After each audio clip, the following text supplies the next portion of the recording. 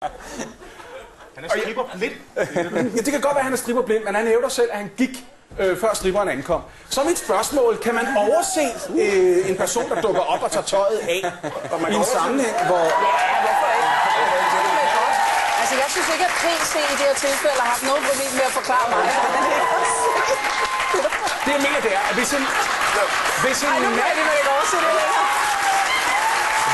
mand tager i byen, hvis en mand tager i byen, og kæresten bagefter spørger for eksempel, så du den stripper, og han siger, jeg gik før stripperen kom, kan man så stole på ham?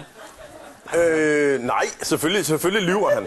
Ja. Nej, det er ikke sikkert. Jo. Altså, de fylder jo ikke meget. De kan jo stå over i hjørnet, så sikkert bare blive nøgne. Er det rigtigt?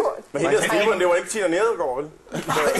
Det er jo, en mand lyver jo, hvis jeg siger, jeg så ikke stripperen. Jeg ved ikke engang, hvad stripper er. Kom så.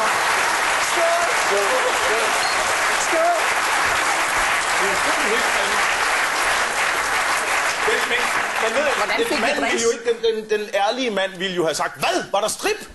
Pis! Ej, det så jeg ikke. Det ville være et ærligt svar. Så ved man, så havde han ikke set det.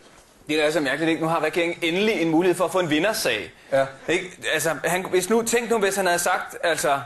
Ja, for fanden, jeg var der, jeg så strip, jeg var den, jeg lukkede og slukkede. Ja. Ikke? Så havde man tænkt, nej, for fanden, jeg så det ikke, og ingenting. Prøv, manden, han er elektriker, han har gået på teknisk skole i Sønderjylland. Det er jo fandme, jeg tror, det er de nej!